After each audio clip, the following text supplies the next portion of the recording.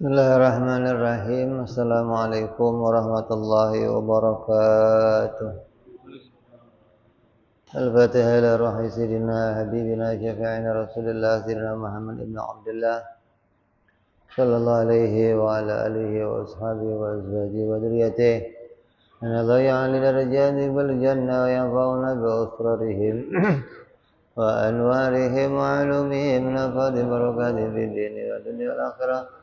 جعلنا من حزبهم يرزقنا معبدهم ويتوفنا على ملتهم ويحشرنا في زمرتهم إلى فئة سلامة لهم الفاتحة.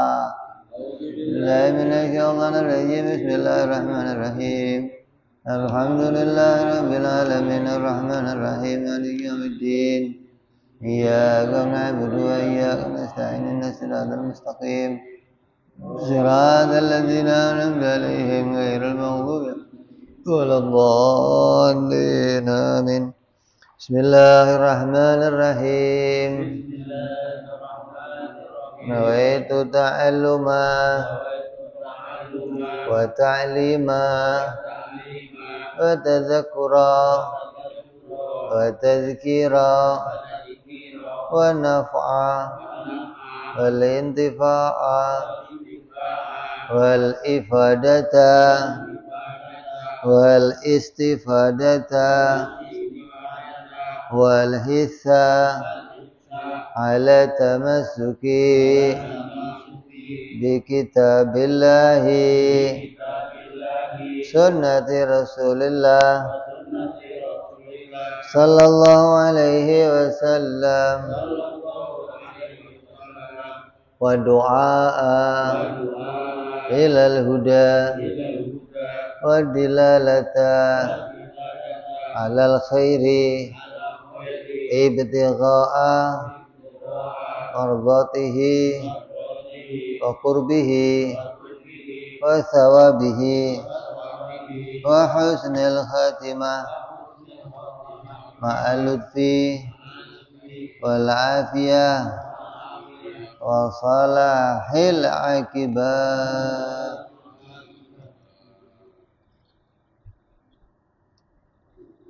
Bismillahirrahmanirrahim. Alhamdulillahirabbil alamin.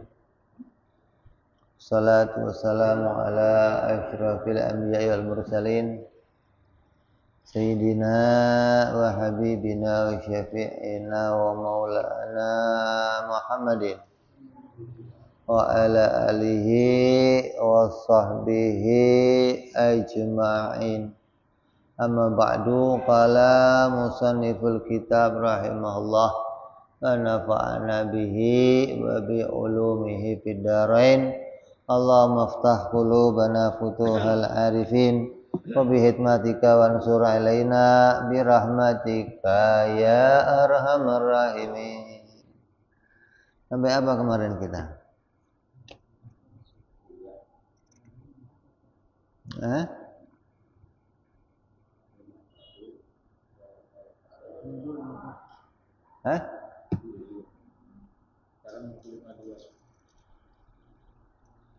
Dalil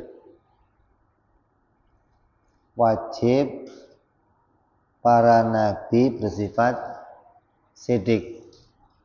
Udah ya? Belum itu? Itu udah?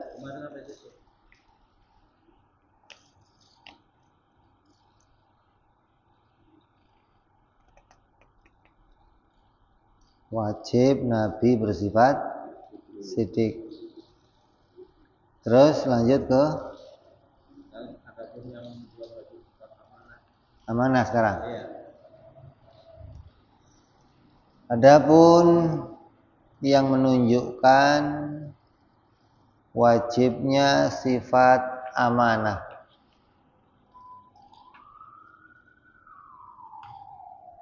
pada diri para rasul adalah apa sih buktinya kalau nabi itu orang yang dapat dipercaya. Amanah kan maknanya dapat dipercaya atau maksum, terjaga dari lahan. Apa buktinya? Apabila para rasul itu sengaja melakukan hal-hal yang mencoreng kemuliaannya,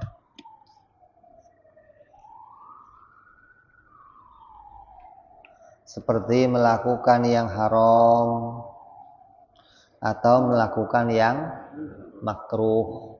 Andai ke Rasul itu ngelakuin yang haram. Contohnya apa yang haram?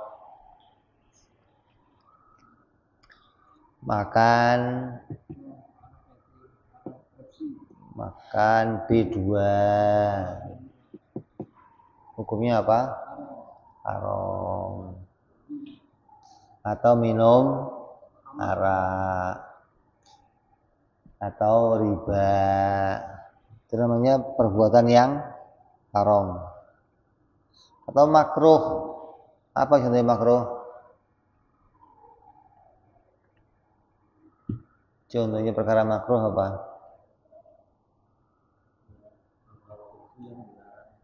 Hah?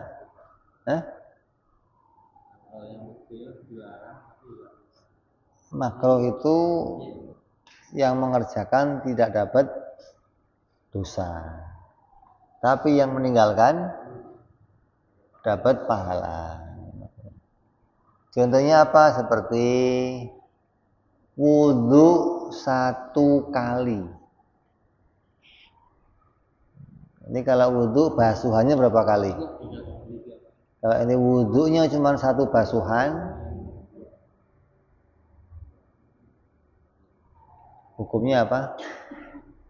Makruh. Sah wudhunya sah, karena kan fardunya wudhu dibasuh sekali, ya. Tapi hukumnya makruh, gitu loh. Makruh itu nggak disenangi oleh Nabi. Nabi itu nggak pernah ngelakuin yang makruh. Atau apalagi contohnya makruh? Nyabut uban.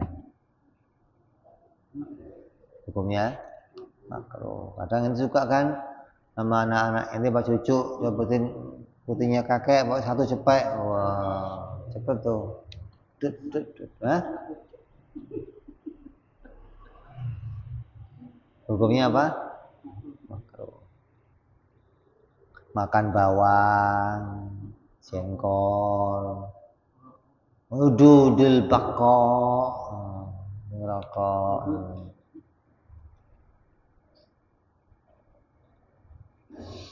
Nah kalau Nabi kok ngelakuin yang haram, minum minuman haram, makan makanan haram atau yang makruh, gimana? Maka kita sebagai umat diperintahkan juga melakukan perbuatan yang haram dan makruh. Karena tutwuri handayani, gitu. Kita ini mengikuti suri tauladan, ngikutin contoh, gitu loh. Kalau Nabi melakukan sesuatu apapun, maka kita akan mengikuti, gitu loh.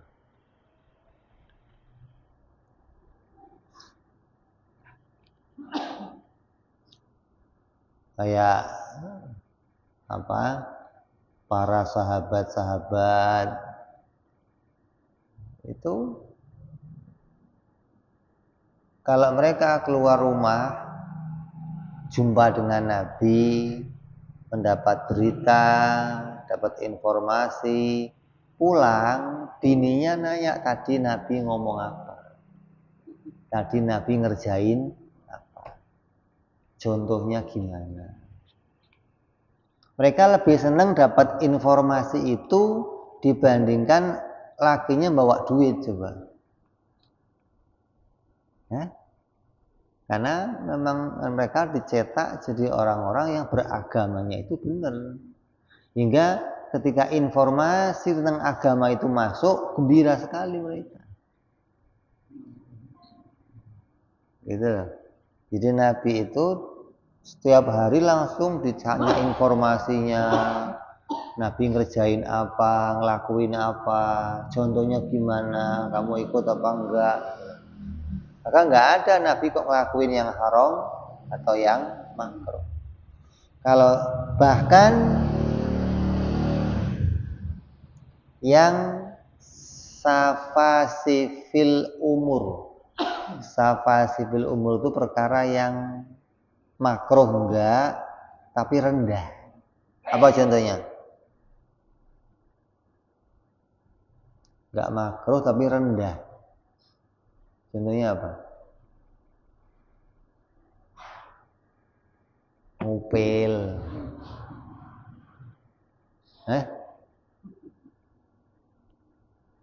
Apalagi?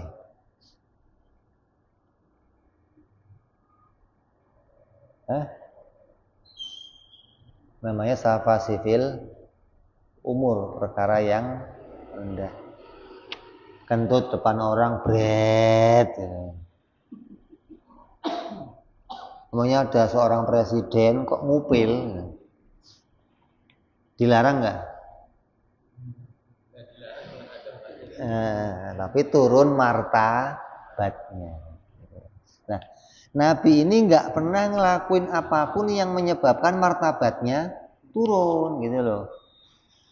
Jangankan yang haram, yang makruh, yang safasifil umur aja nggak pernah dilakukan. Gitu.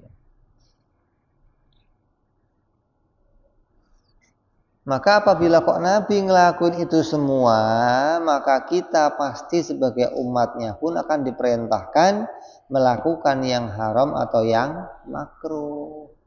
Karena Nabi itu diciptakan oleh Allah sebagai suri tauladan untuk dicontoh. Qul in kuntum tuhibbunallah fattabi'uni, kata Nabi. Kalau kamu memang cinta sama Allah, maka ikutilah aku. Nabi memproklamirkan dirinya, siapa yang mengikuti dirinya akan bisa mendatangkan keridhaannya Allah, kecintaan dari Allah. Tetapi sebagai umat diperintahkan melakukan yang haram atau yang makruh itu batal. Gak ada perintah ngelakuin yang haram, yang makruh, ada gak? Di Quran, di hadis ada? Gak ada.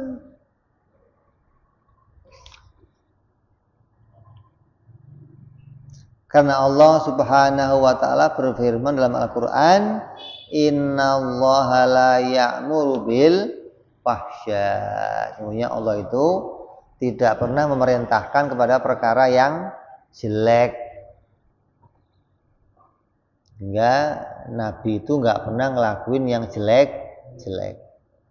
Dosa, Nabi nggak ada dosa, nggak ada.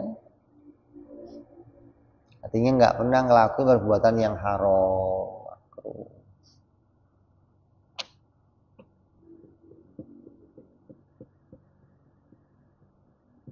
Allah berfirman bahwa aku tidak merintahkan melakukan perbuatan yang jelek, maksudnya haram dan makruh. Jadi apabila batal Nabi itu mencoreng kemuliaannya, apabila batal Nabi itu ngelakuin yang haram atau yang makruh, berarti akan ditemukan sebaliknya. Pasti Nabi itu hanya melakukan perbuatan yang baik, wajib, sunnah, wajib, sunnah, wajib, sunnah. Kenapa? Karena Nabi tiap waktu menjadi suri tauladan, contoh.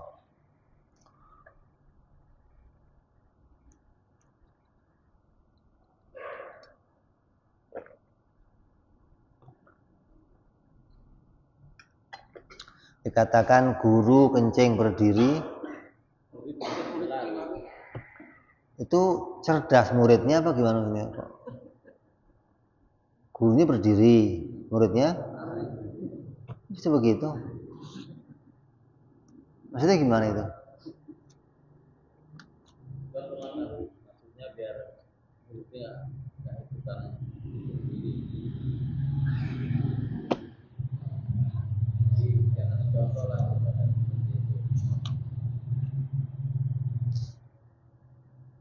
Apalagi seorang nabi gitu loh, yang geraknya, diamnya, ucapannya semua dicontoh semua oleh sahabat-sahabat. Nabi ngelakuin apa aja, nabat mencontohnya. Walaupun pekerjaan-pekerjaan itu bentuknya bukan bentuk perkara yang khusus. Artinya kita diperintah semua melakukan apapun mengikuti Nabi. Kamu sholat, cara sholat kamu pasti ikut Nabi. Kamu haji, cara hajinya pasti ikut Nabi.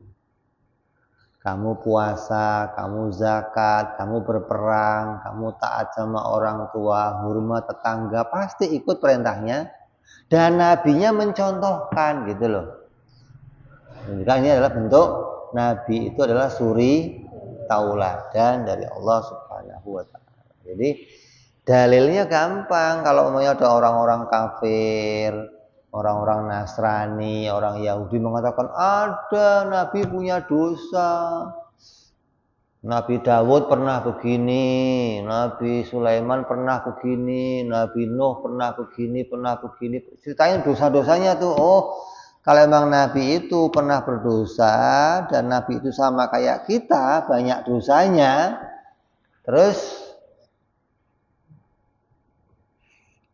apa yang dikerjakan Nabi dalam bentuk dosa pasti akan ditiru oleh umat. Wong Nabi nggak ngerokok, ente ngerokok gimana? Apalagi nabinya ngerokok, wah apalagi. Nabi nggak ngerokok, Nabi nggak ngelakuin yang makruh-makruh, kita tetap aja ngerokok. Ini menunjukkan bahwa kita ini kadang jalan di atas hawa nafsu kita. Jalan di atas keinginan-keinginan kita, bukan jalan di atas agamanya Nabi Muhammad Sallallahu Alaihi Wasallam. Kalau ikut agamanya Nabi, yang dikerjain cuma dua, wajib sunnah, wajib sunnah, wajib sunnah. Ya, itu dalil yang kedua dari sifat wajib para nabi bersifat amanah. Jadi nggak ada tuh nabi yang ngelakuin kesalahan, nggak ada. Nabi ngelakuin makruh, nggak ada. Nabi ngelakuin perbuatan-perbuatan dosa, nggak ada. Nabi selalu perbuatannya baik sunnah atau apa? Wajib sunnah, wajib sunnah, wajib. Kemudian dalil yang ketiga yang menunjukkan wajibnya tabligh pada diri para rasul, yaitu apabila para rasul itu menyembunyikan berita yang diperintahkan oleh Allah untuk disampaikan kepada umatnya, andai kok Nabi itu enggak menyampaikan apa yang Allah perintahkan. Yang Allah perintahkan bentuknya apa? Kewajiban. Yang sunnah. Yang haram harus ditinggal.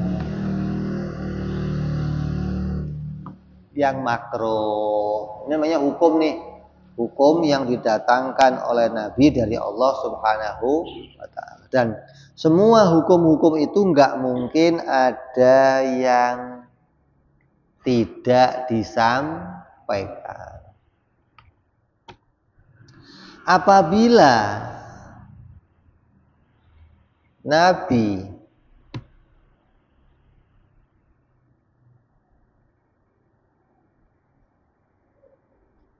menyembunyikan ilmu pengetahuan, berita dari Allah atau ilmu yang bermanfaat, maka kita semua sebagai umatnya juga diperintah menyembunyikan ilmu yang bermanfaat. Ayat kita simpen, berita-berita kita simpen. Ini seperti nanti orang-orang Yahudi. Orang Yahudi itu kerjaannya menyimpan atau memenggal kitab-kitab sucinya, disimpan. Yang nggak cocok sama hawa nafsunya disimpan. Ini kalau saya sebarin, orang bisa nggak masuk Kristen lagi nih. Orang bisa nggak masuk Yahudi lagi nih, maka disimpan sama dia, diabadikan atau dibuang hingga orang lain tidak bisa tahu apa yang dikerjakan oleh Rasul yang sebelumnya.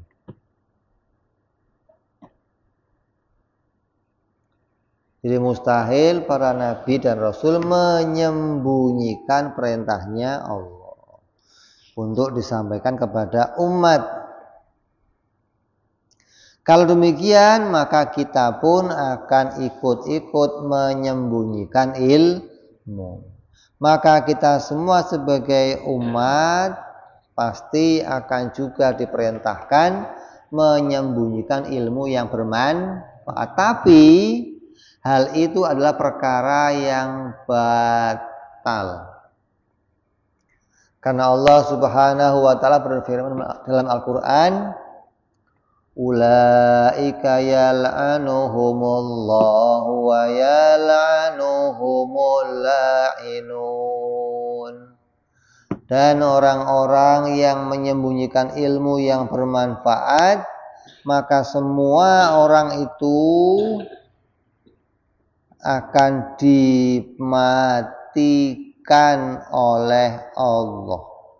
Dan siapa yang dilaknat oleh Allah dan juga dilaknat oleh para malaikat. Coba. Kenapa? Kenapa kok para malaikat melaknat? Allah melaknat, hewan-hewan melaknat. Kenapa? Karena yang namanya orang yang menyampaikan ilmu itu membuat satu kebaikan. Ketika kebaikan itu menyebar di masyarakat, orang jadi tahu ilmu. Ketika orang tahu ilmu, cara ibadahnya jadi benar. Maka akan Allah turunkan rahmat.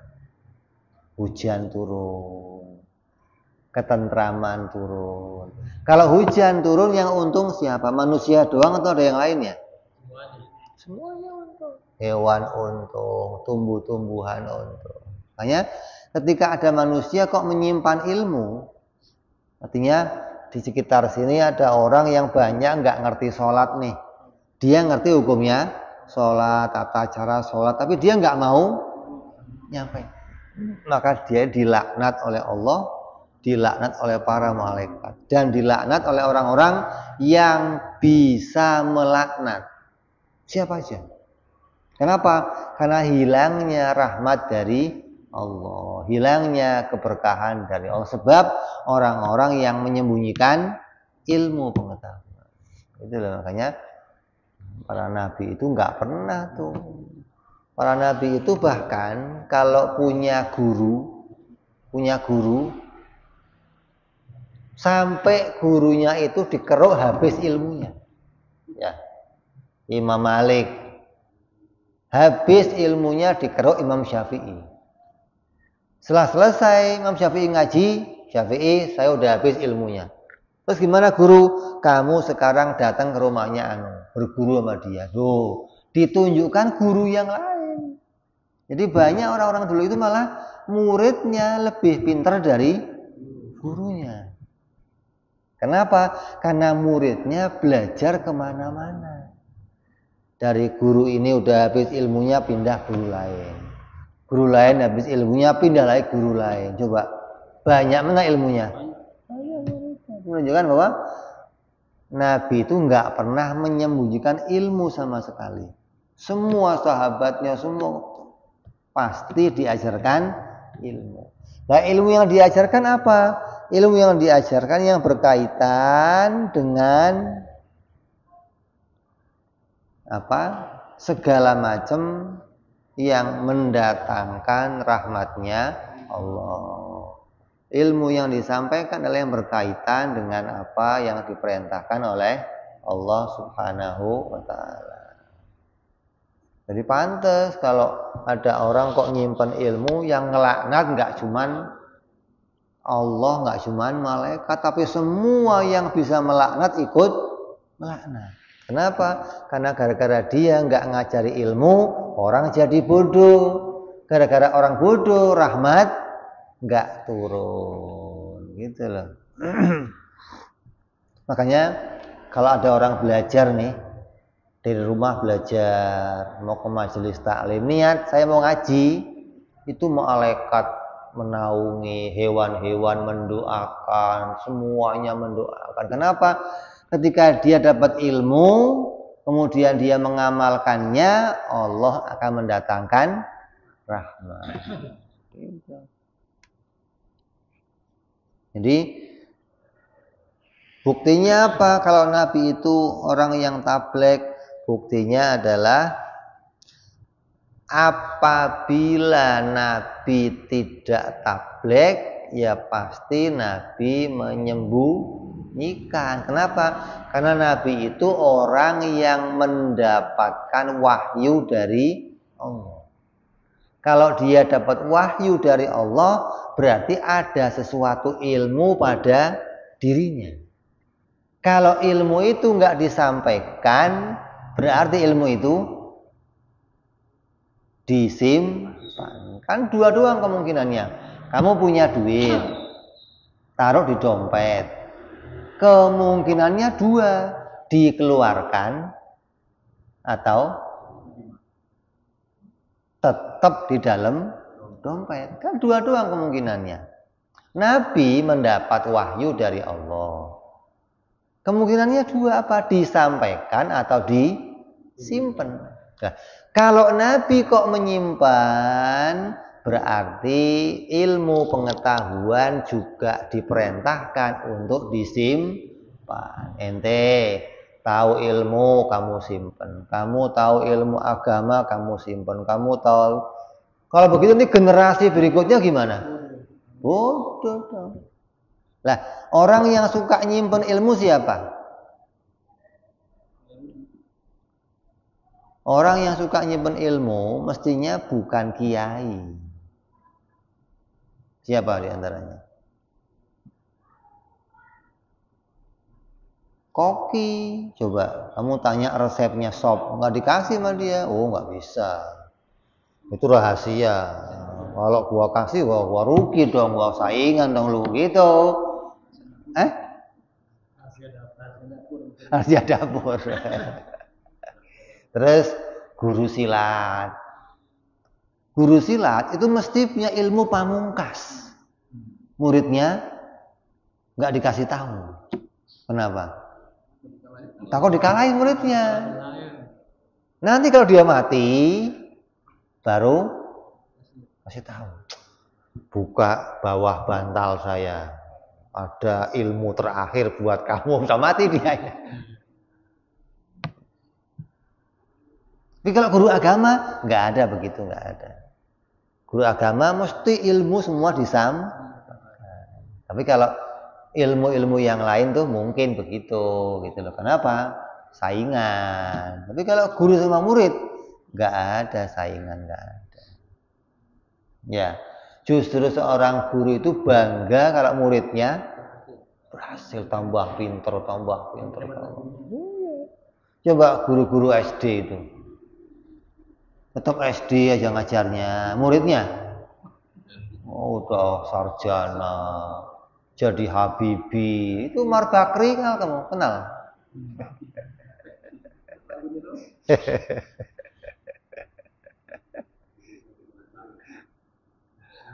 Makanya itu begitu. Jadi murid itu seneng kalau murid, ya. Jadi buktinya apa? Kalau Nabi itu nggak pernah menyembunyikan ilmu, Kalau Nabi menyimpan ilmu, yang pertama buktinya ilmu nggak akan sampai ke kita. Sahabat nyimpen, tabiin nyimpen, tabiin nyimpen, salaf nyimpen, habis sudah, kita nggak kebagian ilmu. Tapi nyatanya enggak, Quran 30 juz disampaikan ke kita. Hadis-hadis disampaikan semua ke kita. Kan? Enggak ada ilmu yang disembunyikan. Begitu pula kita. Kita itu ketika dapat ilmu, jangan sampai ilmu itu disembunyikan atau kita bawa mati. Jangan sampai. Gimana caranya ilmu itu disampaikan kepada yang lain. Jadi jangan sampai kamu mati bawa ilmu, tapi ilmu itu belum disampaikan kepada orang lain. Waduh, hati-hati. Berarti ilmu itu terakhir di tangan kamu itu. Orang setelah kamu jadi bodoh, nggak ngerti apa-apa gara-gara kamu nggak mau ngajarin. Waduh, bahaya tuh. Kalau ilmu bikin shop lain, itu mah rahasia. Ya ampun. Jadi Allah akan melaknat orang-orang yang menyembunyikan ilmu. Maka semua akan dilaknat oleh Allah dan dilaknat oleh para malaikat. Dan dilaknat oleh orang-orang yang bisa melaknat. Siapa itu? Ya pohon-pohonan, tuh hewan di laut, hewan di darat, semua melaknat mereka. Maka apabila batal Rasul itu menyembunyikan ilmu, maka berarti sebaliknya wajiblah Nabi itu menyampaikan ilmu pengetahuan. Mustahil para Nabi menyembunyikan ilmu pengetahuan. Terus yang terakhir, wajibnya Nabi bersifat fatona. Apa dalilnya? Dalilnya adalah apabila Nabi atau Rasul tidak memiliki kecerdasan yang berlipat-lipat, maka para Rasul tidak bisa melakukan bantahan atau perlawanan kepada musuhnya. Yang namanya Nabi, Rasul, itu ketika menyampaikan saya mendapat perintah Allah begini, mana buktinya? Terus mereka akan nanya, masa begitu? Masa begitu? Maka Nabi harus bisa menjelaskan, kenapa kok Allah perintahnya begini? Kenapa kok Allah perintahnya begini? Kenapa kok? Lah, untuk menjelaskan ini butuh kecerdasan. Contoh beginilah. Ada orang jadi juru bicara presiden. Ada nggak? Namanya apa? Jubir. Setelah dia nyampein sama masyarakat depan wartawan, presiden maunya begini, udah. Setelah selesai ngapain? Pulang. Setelah selesai disampaikan, apa yang terjadi? Mesti wartawan nanya, kenapa kok presiden begini, kenapa kok begini, kenapa kok sama? Kira-kira jubir bisa jawab nggak? Kalau nggak bisa gimana? Berarti jubir harus orang yang pinter gitu loh. Kalau jubir nggak pinter, saya mah nggak tahu. Itu presiden tanya aja sendiri. Lu ngapain jadi jubir kalau begitu, gitu loh. Justru kamu jadi jubir suruh jelasin, gitu loh. Oh, presiden maunya begini, maunya begitu. Biar jelas kedudukannya, gitu kan? Lah, Nabi juga begitu. Setiap Nabi menyampaikan perintahnya Allah, kamu disuruh sholat. Kenapa kok harus 5 waktu? Kenapa kok harus duhur? Kenapa kok harus ada perintah perang? Kenapa? Tapi menjelaskan, oh begini. Gitu loh. Jadi harus yang menjadi Rasul orang yang Pinter. Kalau nggak pinter, bagaimana bisa menyampaikan, bagaimana bisa menjawab, membantah, melawan bantahan-bantahan musuh. Karena yang orang kafir itu kerjaannya selalu apa? Mencari titik kelemahan Nabi. Makanya pernah ada orang datang ke Nabi bawa biji kurma. Biji kurma. Biji kurmanya itu di rumahnya udah direndam air panas dulu biar matang jadi beton. Kayak nangka itu kalau digodok jadinya apa? Matang kan? Beton. Itu kalau ditanam bisa nggak? Kalau udah dipanasin, biasanya di apa itu? Maka orang Yahudi datang ke Nabi bawa kurma yang udah direbus. Tantang. Kalau kamu memang Nabi, bisa nggak ini ditanam? Bisa. Ya sudah gini, saya yang nanam kata Nabi, kamu yang nyiram, gimana?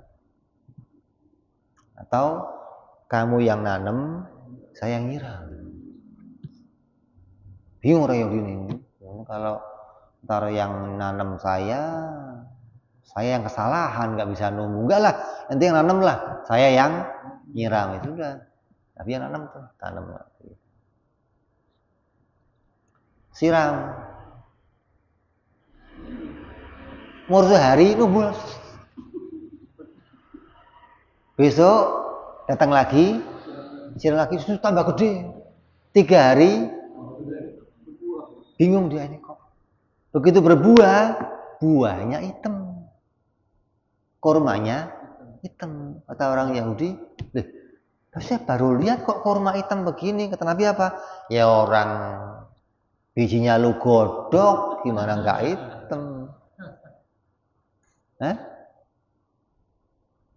Maka muncul namanya kurma apa? Ajwa. Itu kurma mukjizat itu. Jadi Nabi itu bisa melawan. Kalau Nabi nggak pinter, ya nggak bisa ngelawan-lawannya begitu-begitu. Mukjizat. Digodok. Kayak beton nangka mau ente tanam ya sampai besok kiamat juga nggak nunggu-nunggu kalau nggak mukjizat kan. Tapi kalau mukjizat ya bisa aja Allah kasih tunggu. Begitupun banyak pertanyaan-pertanyaan, soal-soal yang Nabi diajukan ke Nabi kayak apa yang pertama diciptakan oleh Allah, siapa manusia yang pertama dilahirkan, makanan apa yang pertama di surga ada. Semuanya nih Yahudi itu paling seneng ngeyel nanya-nanya begitu. Kenapa? Karena maunya dia biar Nabi itu nggak tahu gitu loh. Tapi Nabi dikasih ilmu sama Allah, ya tahu aja. Hingga setiap apapun pertanyaannya Yahudi dijawab, nanya dijawab. Selalu begitu. Karena yang namanya orang-orang Yahudi itu, dia juga mendapatkan informasi dari mana? Taurat. Di Taurat itu juga lengkap, isinya banyak informasi tentang surga, tentang nabi-nabi yang terdahulu. Maka orang Yahudi itu sering ngetes Nabi. Coba yang di Taurat ada, tanyain juga. Makanya di Quran itu banyak ayat menceritakan tentang kisah-kisah orang Yahudi. Contohnya apa? Al-Baqarah.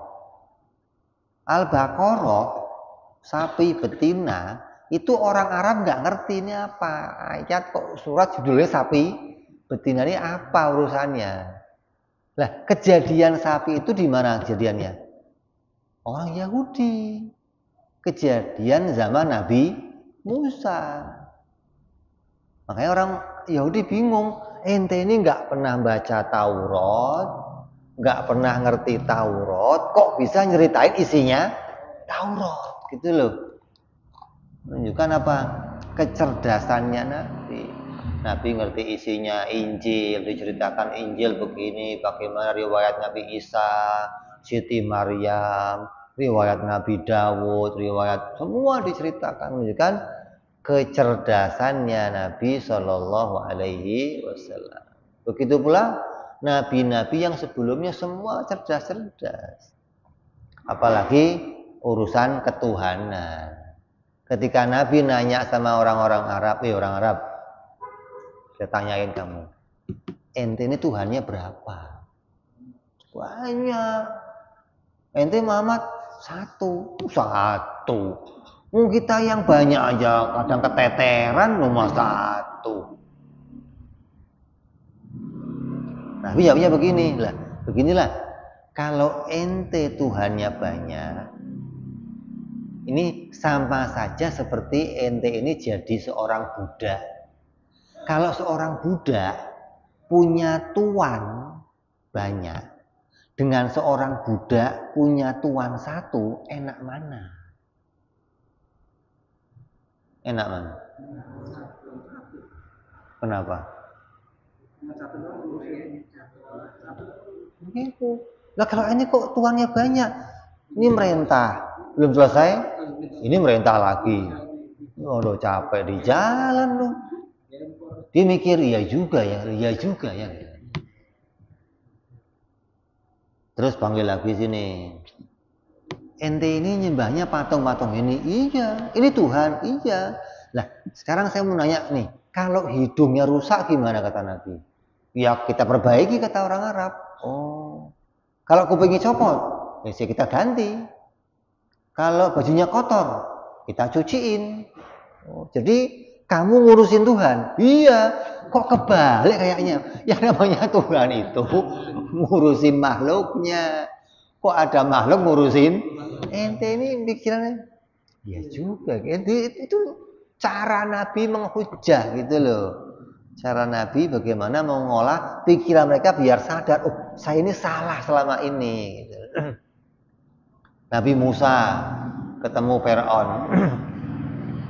Fir'aun, ente siapa? Saya Tuhan, penguasa Mesir. Ana rabbukumul a'la. Saya Tuhan kamu yang paling tinggi. Jadi kamu Tuhan? Iya. Oke. Kalau kamu Tuhan, saya mau nanya. Bapak kamu Tuhannya siapa? Bingung. Saya kan punya bapak. Kalau saya jadi Tuhan, ini bapak saya nggak punya Tuhan dong. Dong Tuhannya baru lahir sih. Berarti bapaknya nggak punya Tuhan dong. Oh, bapak saya. Itu perkataan Nabi Musa itu membuat banyak pengikut Fir'aun sadar kalau ini berarti nggak mungkin Tuhan. Masa Tuhan kok datangnya Tuhan itu harus kodim gitu dong duluan. Masa ada Tuhan? Belakangan. Lah yang dulu Tuhannya siapa? Yang bikin siapa yang dulu? Itu kan? Itu banyak hujah-hujah begitu dilakukan oleh para nabi gitu loh. Hingga membuat kaumnya sadar, oh iya juga ya. Makanya yang namanya orang-orang kafir itu sekafir apapun dia, seingkar apapun dia, ketika ketemu Nabi luntur, tunduk. Kecuali orang-orang yang ditutupi hawa nafsu. Kalau sudah bicara hawa nafsu lain nih, udah bicaranya apa namanya bawa adat namanya, bawa egonya. Jadi walaupun benar nggak mau diterima. 1 tambah 1 2, enggak 3. Ini 2 bro, nggak bisa, pokoknya 3. Kata orang-orang pas 2 Pak, enggak lo ikut dia, gua tetap 3. Sedunia ngomong 2, gua 3, kayak Madudin lah gitu loh. Eh? Mau ulama sedunia ngomong Habib ini, pokoknya saya enggak. Itu namanya apa? Bahwa ego, gitu loh. Bukan ilmu. Kalau ilmu, kenapa kok bisa 3 salah? Oh, begini dijelaskan. Oh iya ya salah ya. Terima, gitu loh. Tapi kalau sudah bawanya ego, ya udah repot. Kayak Abu Lahab, Abu Jahal. Ini enggak masuk Islam kenapa? Ego. Bukan karena Nabi nggak bisa membuat pikiran menerima, bukan. Karena ketika Nabi menjelaskan, egonya ngomong, oh ente mah anak kecil, saya orang tua, masa saya mau ikut kamu? Ego, gitu loh. Fir'aun, Nabi Musa, Fir'aun itu ego, gitu loh. Kalau bicara akalnya, dia nyambung. Dia juga, Musa bener juga ya, gitu loh. Tapi karena egonya kuat, maka dia menolak apa yang disampaikan oleh nabi-nabi, ya. Jadi ini buktinya para nabi juga wajib bersifatan apa? Cerdas. Kalau nabi nggak cerdas, berarti nabi nggak bisa membantah atau menjawab melawan musuhnya. Dalam Quran Allah berfirman apa? Wajadilhum billati hiya ahsan, artinya dan bantahlah mereka wahai Muhammad musuh-musuhmu dengan bantahan yang bagus. Menunjukkan Nabi itu pintar berhujjah, pintar argumentasi, menunjukkan dia adalah orang-orang yang cerdas. Ini loh dalil wajibnya Nabi bersifat sidik, tabligh, amanah dan patronah. Sifat-sifat ini sifat yang pasti, yang wajib dimiliki oleh setiap para nabi dan rasul. Terus berikutnya kita akan bahas lagi insyaallah nanti dalil tentang perkara jaiz. Wallahu a'lam bishawab. Ila hadratin nabi al-fatihah. A'udzu billahi minasyaitonir rajim. Bismillahirrahmanirrahim. Alhamdulillahi rabbil alamin arrahmanir rahim maliki yaumiddin. Iyyaka na'budu wa iyyaka nasta'in ihdinas siratal mustaqim. Siratal ladzina an'amta 'alaihim ghairil maghdubi 'alaihim waladdallin. Amin. Ya Rabbana tarabna bi anana tarabna wa anana usrabna 'ala ladha ashrabna fatub alaina tauba taghsil kulli huba wastur lana aurati wa amin rawati waghfir Rabbi wa mauludina walali walihwani wa sairil hillani wa kulli di mahabbah au jiratin au suhbah al-muslimina ajma' amin Rabbi fadlan wa judan mannan la biktisabi minna bil Mustafa Rasuli nadha bi kulli suli